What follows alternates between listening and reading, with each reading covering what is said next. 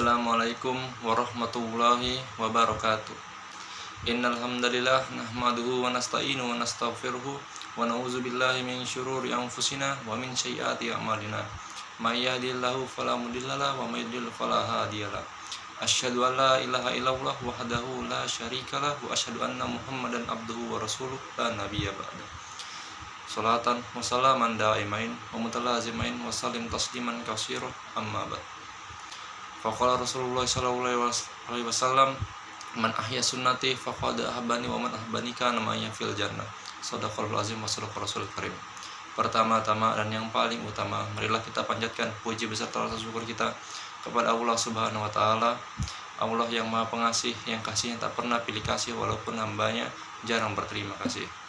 Allah yang Maha Penyayang, yang sayangnya tak pernah terbayang walaupun hambanya jarang sembahyang.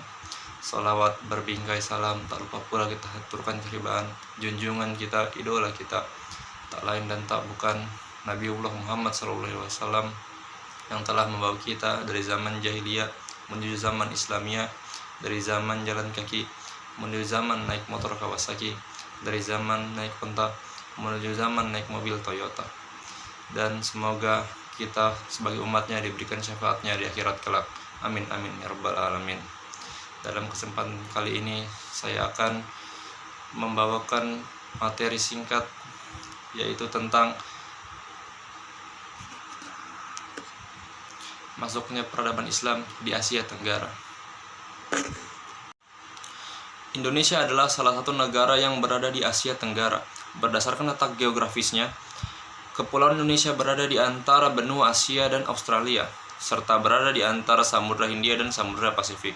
Berdasarkan data pada 2022, jumlah penduduk Indonesia sebanyak 275.361.267 jiwa. Sedangkan untuk jumlah muslim di Indonesia pada 2022 diperkirakan sebanyak 237,56 juta jiwa. Ini setara dengan 86,7% dari jumlah penduduk Indonesia. Islam masuk di Indonesia diperkirakan abad ke-7. Ini merupakan teori Arab. Ada beberapa teori lain mengenai masuknya Islam di Indonesia, seperti teori Gujarat, Persia, dan Tiongkok. Keempat teori ini memiliki cara penyebaran Islam yang sama, yaitu dengan perdagangan ataupun karena hubungan yang erat dengan Indonesia sehingga agama Islam sedikit demi sedikit menyebar.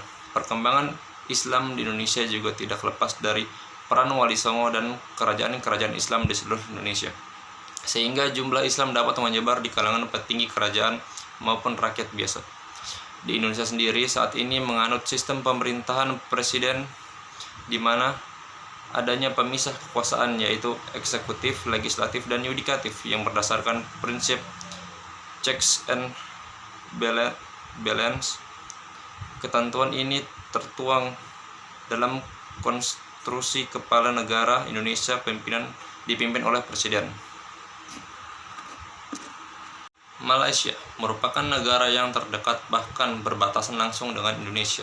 Menurut data pada tahun 2022, jumlah penduduk Malaysia 32,7 juta jiwa, sedangkan jumlah muslim Malaysia sekitar 61,3% dari keseluruhan penduduk Malaysia.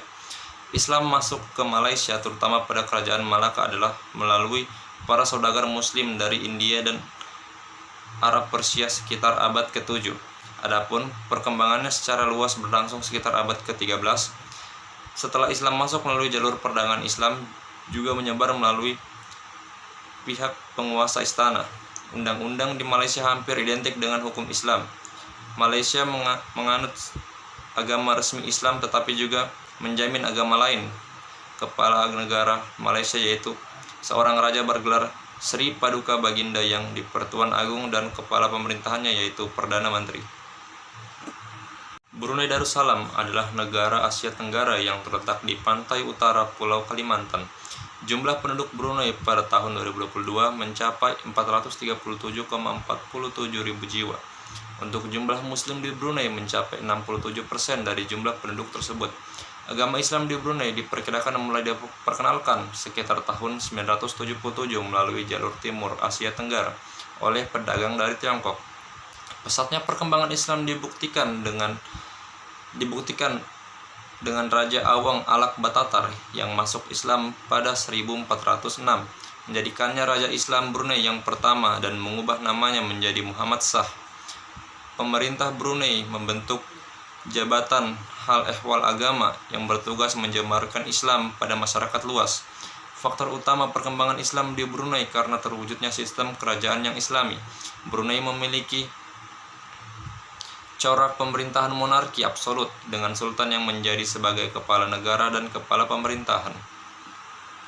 Filipina dengan nama resmi disebut Republik Filipina, memiliki jumlah penduduk sebanyak 112 juta jiwa, sedangkan jumlah muslim terdapat lebih dari 10 juta muslim. Sejarah masuknya Islam di Filipina dimulai pada abad ke-14 melalui Kepulauan Sulu. Disebutkan bahwa orang yang sangat berjasa dalam penyebaran Islam di pulau tersebut adalah Syarif Karim Al-Makhdum. Islam mulai berkembang dengan adanya Kesultanan Sulu dan Mindanao, namun karena adanya penjajahan dari Spanyol dan Amerika menyebabkan Islam menjadi minoritas. Namun sekarang Islam mulai berkembang lagi. Islam menjadi agama mayoritas kedua. Ada juga beberapa daerah di Filipina yang Muslimnya menjadi mayoritas. Pemerintah di Filipina mengadopsi sistem presidensil, demokrasi, perwakilan, dan republik, yang presiden menjadi kepala negara dan kepala pemerintahan. Thailand adalah sebuah negara di Asia Tenggara yang memiliki julukan Negeri Gajah Putih. Jumlah penduduk pada tahun 2021 mencapai 71,6 juta dan penduduk muslim mencapai lebih dari 10%. Islam masuk di Thailand diperkirakan sekitar abad ke-10 atau 11, dibawa oleh pedagang Arab dan India. Dalam perkembangannya, Islam pernah berkuasa di wilayah Patani sejak berdirinya kerajaan Islam Patani abad ke-14. Islam juga masuk melalui jalur pelabuhan yang dimana pekerja Muslim Indonesia dan Malaysia bekerja di daerah tersebut. Di Thailand juga sudah mendirikan masjid-masjid dan komunitas Muslim. Thailand memiliki bentuk pemerintahan kerajaan atau dikenal dengan monarki konstitusional, yang dimana kepala negara adalah raja dan kepala pemerintahan yaitu Perdana Menteri. Demikian adalah materi singkat dari masuknya Islam di Asia Tenggara. Saya akhiri dengan salam, wabillahi taufiq wal hidayah. Wassalamualaikum warahmatullahi wabarakatuh.